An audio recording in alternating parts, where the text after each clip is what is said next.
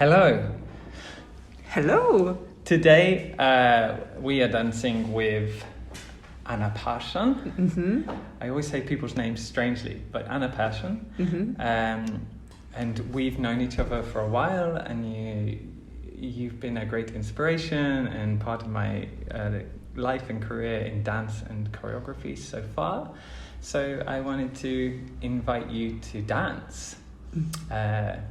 How would you introduce yourself? Like, if people don't know about you and your work, where would you start? Oh, that's how to. First, Anna Pehrsson. I think I'm a kind of a little positive person, quite tall, blondish, blue eyes, white, middle-aged, and all that. And then I want to say that I'm very into movement. So I think my work has a lot to do with like pure movement, or movement as vibration, as frequency, as other ways of reaching maybe contact or touch. Yeah. I mean, we can always add more words to who we are. Yeah. But we're going to dance today. So what are we going to do? Can you describe? Yeah. So I wanted us to do something that I developed over maybe a few months last summer, which I call floating, which is a part of a piece that I call ghosting. Floating I like very much because it's this, we're trying to take upon these movements that the ghost does. Of course the ghost does that. Mm-hmm. It floats through buildings and things like this, and approaches people by perhaps just standing next to them and not wanting so much, but just being a presence. So that I want us to explore, and I thought we would do that in Spökparken, in the ghost park. Yeah, right. Which is we're indoors at the moment at Weld, but which is in Stockholm, and we will soon go to Spökparken. Yes. And it's also Halloween yesterday. Which yes. Floating, we float through things, through people. Is there anything more we need to know? Like, how long would you recommend we do it for? I think this we could do for like, we also have to settle a little bit ourselves into this, because we are creatures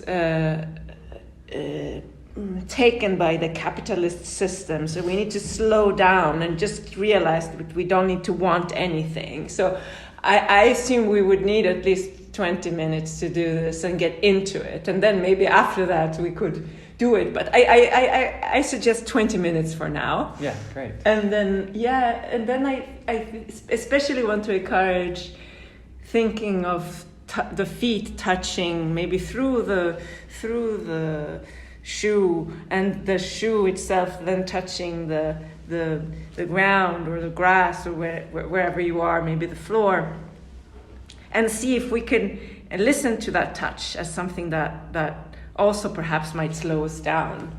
So we spend time being with this source of, I don't know, inspiration. That's as motor. Yeah. Mm-hmm. The floating. And do you recommend it's done outside, or can it be done anywhere? I think it could be really done everywhere, and I practiced it a lot actually in crowded places. And I practiced it at the Central Station, and most people didn't even see me. And then I had a few followers that started to follow me and look at me, but it was very interesting. And then of course a guard came, mostly because I think he might have been worried that I was on drugs. But as soon as he started talking to me, he realized that I was just a little bit nuts, but completely kind and not dangerous at all. Yeah. So it's quite interesting to do it in very crowded places, but also actually in places where there are not so many people, or at home, or you can practice it in in many places, and we will do it probably in a place where there's not so many people, but it's dark. Yeah. And that's interesting as well.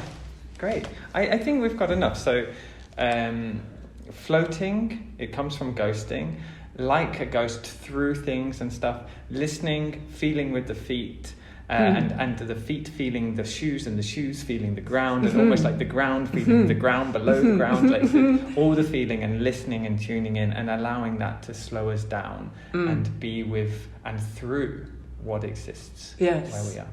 Yeah. Great. Let's go. Let's do go. it. We'll pause. We'll come back. You can pause and have a go and come back, and then we will reflect after. Yes.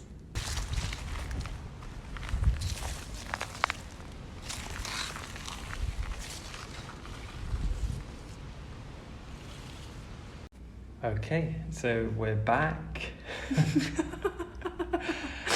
Oh, wow. This is amazing.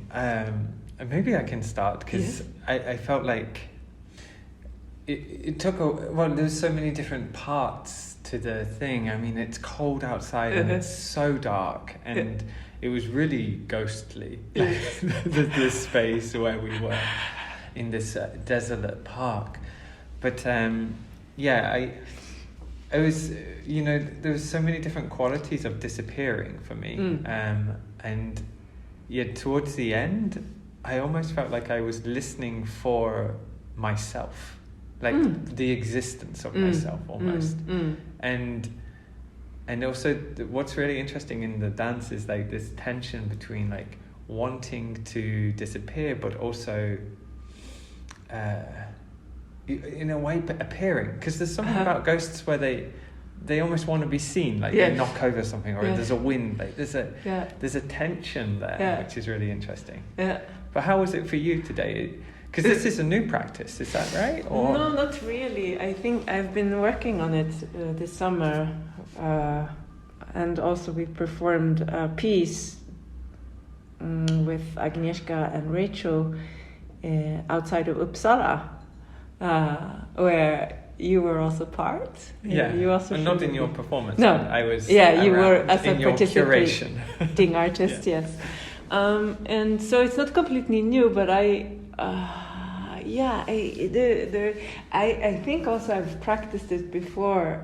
This thing of being at parties, and it's a lot of people, and all of a sudden you're like, I'm not here. Like all of a sudden things start to go slower within you, and you're observing everyone else from far, and yet you're in the same room.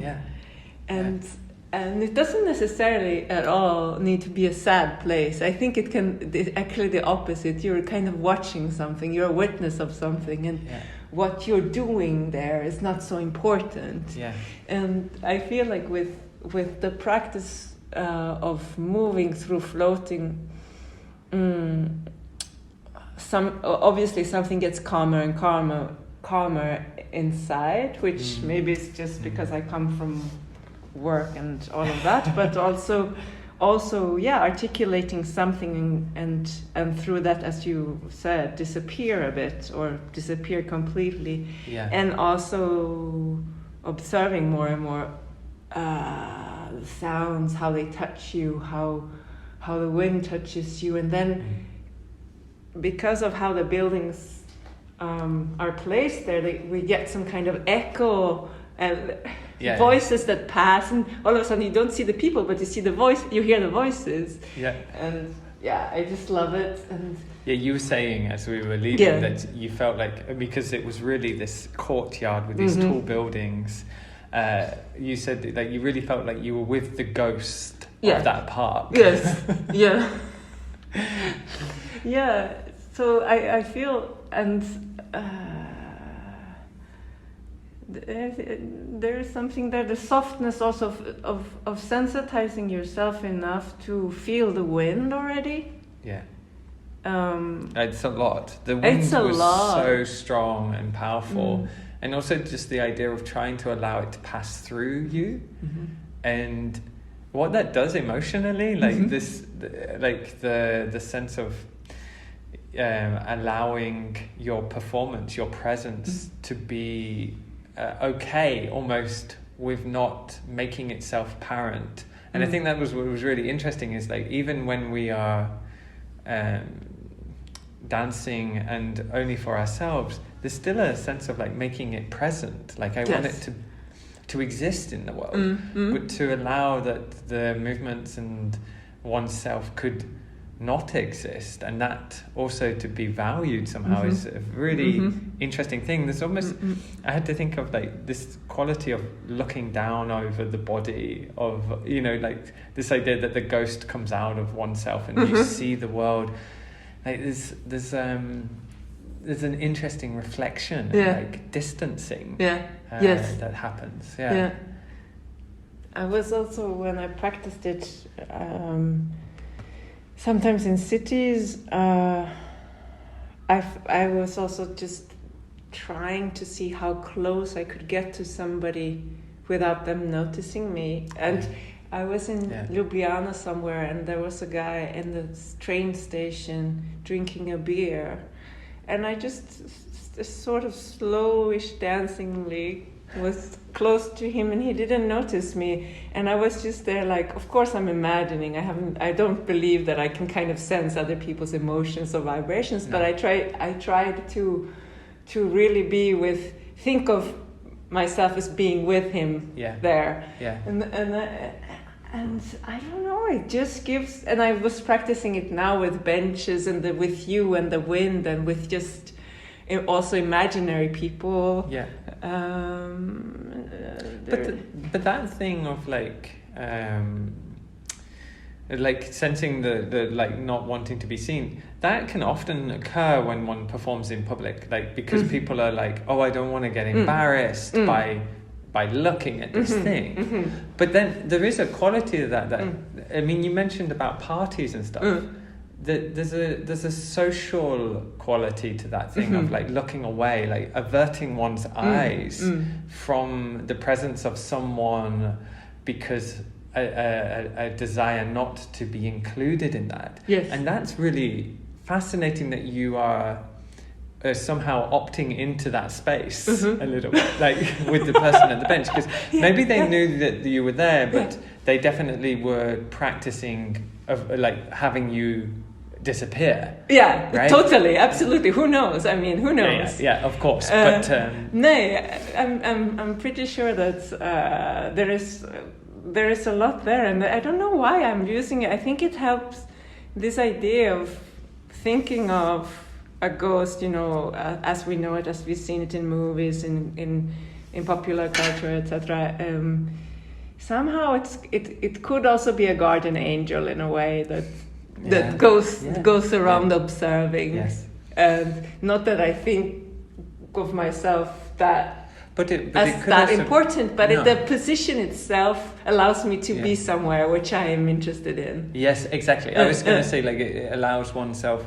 It's not. I never interpreted it like that. You could be a guardian angel over the world, and sort of like a magnificent choreographer.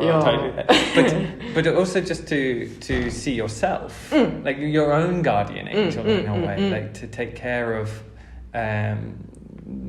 this thing that is happening. And like I think so often we're attending to that in dance, that this quality of being trapped between the past, what we know has happened, and everything that's come with us, and then the emergent future and present, and this sort of invariable space which is in conversation with this matter, I mean, like physical matter, which is sort of balanced between conceptualization and experience and sensation, and never truly exists in either. So there's something really beautiful by performing a guardian angel to oneself, to give a little bit of perspective of like these really interesting qualities that are sort of existing in our body or in our experience, right? Yeah. And I was also thinking that maybe it's a way of trying also to in a way practice another position than what we're used to. We might not get Our surroundings might not be used. We might not use them. They might not be useful for us in the way that we usually make use of things. Yeah. We're kind of like just metaphorically and literally maybe like environmentally friendly. We're there to kind of be with something. Yeah. Yeah, and perhaps also both with and on many levels of movement. Let's say like movement as dance, but also movement as emotion and movement as thought and all of it. And No, I like the thing of the space becomes seen. I definitely felt that. Like there was moments when I was really seeing specific qualities of the space, and normally I do that by putting my face in it or something, like putting my face in the dirt. But in this, what was really nice was like I could feel the whole. The global space, like the breadth of it, the horizontality, and also the blades of grass and the leaves and things. And you have to think of like this idea of ghosts moving things, you know, and bringing about the existence of the materiality that supports whatever this thing is. And I never felt like I had to go anywhere or be anywhere, because you sort of exist in it. You start to become a part of it somehow, because the sounds one's making are somehow like translating your existence into the stones on the floor or the leaves on the tree or on the floor and stuff. Yeah. Nice. Yeah.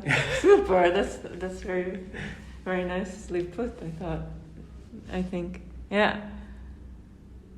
Yeah, I really want to be a ghost. I really hope that if I die, I become a ghost, because it looks like they have a lot of fun. Like yes. Just imagine being able to follow people around for a while. And not have I really hope I can become a ghost for a while when I'm dead. There's definitely something very playful about the idea of disappearing or. Becoming less visible and present, and yet at the same time still there. Like there's such a joyous thing. I mean, we had some people passing by, and there was people in the room and stuff, and like I felt like, okay, should I go over to them, and how do I present myself and so on, and I feel like I'm repeating myself, but there's a real sense of like I normally I would articulate my body in a way that suggests I exist, whereas to try to articulate it as if it can be seen through and that it doesn't exist it really changes one's relationship to those social things, and allows us to be really situated in the site, in the space. And I think that's what's really interesting, that you say that you do it in crowds now and things, because that must take a lot. It feels like it must take a lot of concentration, but maybe it aids it as well. Like there's a weird doubleness that yes, it's hard, but also the more people, the more disappearing you can do, perhaps. Exactly. And especially in places like the central station, where people are going somewhere and they have really they have a goal, you know, and you're there, and you have a completely different frequency and a different tempo, a different time. It's really like, I have noticed most people, and then of course I'm always never trying to be hindered. I never try to hinder anybody. No. I'm always going away. If they need to pass, I make sure they can pass. But I most of the time people don't see you. And then there is a few, like maybe one or two, that start to notice from far that something else is happening. And I had a lady from far following me for a while, and just sitting she started to sit down and just watch me sort of dance or whatever. Yeah. And then she left and she was waving. And the rest, we were just like a stream of people passing through. And of course, you get a bit like you absorb this you absorb this energy then. Yeah. So when you come home, you're kind of exhausted. Of course. But and also, like, I remember this one task where I was in a physical theatre company, and we were instructed to walk on stage and sit down on a chair and not be seen. And the whole cast, which was like 30 people, had to watch. And if they saw you, they had to say, "I see you," and then you had to start again. And of course, there's this huge impossibility, and it almost feels like a joke. Like, come on, like I can't walk on stage and sit down and not be seen. But in this practice, like, I really sense like there is a power or a quality to the performativity of this tension of allowing things to disappear and for the attention to dissipate, perhaps. And like, one of the things that always strikes me is that when we go to see dance, we're often the feeling is like we have to grasp every single movement, and we see like one point, we face forward and we look at what's on stage, and we have to sort of get it all. Whereas this allows then that the attention can float, and that you can feel it in your skin, and that you can feel the sound of it, and that there are other qualities to the dance than just the visual, which is really beautiful. Yes. Yeah. Oh, thank you. Thank you. I mean, I just love it. And I know that you have like 1,000 other dances and practices, or whatever you want to call them. I want to try them all. So hopefully we can have another opportunity to dance. We can do another session. Yeah. And return to the ghost, perhaps. Or, I mean, I feel like the ghost will definitely return to me. It's such a beautiful practice. I keep calling it the ghost, but the floating practice. But part of the ghosting. It's right? part of the ghosting, yes. It's fantastic. If people would like to follow you or see your work, how do they go about doing that? I am actually doing something next year, to 2024, at Weld. Now I'm not remembering which week it is in the sportlov, the sports somewhere holiday. February, yes. I will write it in the description of the episode that we put out. But that's great. And then I have a website. You can just Google my name. So Anna, 2 N's, and then Pehrsson, and that's maybe also informative, hopefully. It hasn't been updated for a while, but I'm gonna get to it. Yeah, I mean, you're sort of very approachable, so I'm sure if people are interested, they should definitely reach out, because your work is fantastic. Thank you very much. Thank you, Peter. It was fun. Yeah. Great. Goodbye. Goodbye.